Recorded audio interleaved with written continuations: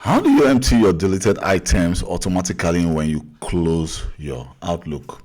So let's say you receive a lot of junk mails in your mailbox in outlook.com, and you want to make sure that every time you delete those junk mails, maybe they are in their hundreds, and you don't want them to remain in your deleted items folder.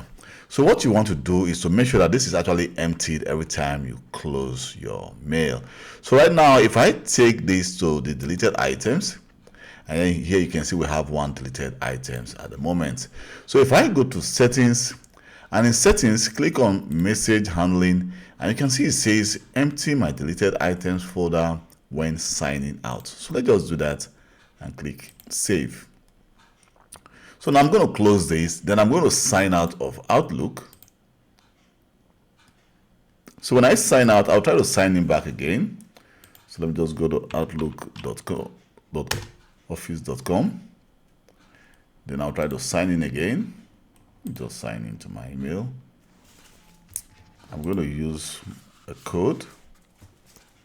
Let me try to use a verification code. So let me just enter the code.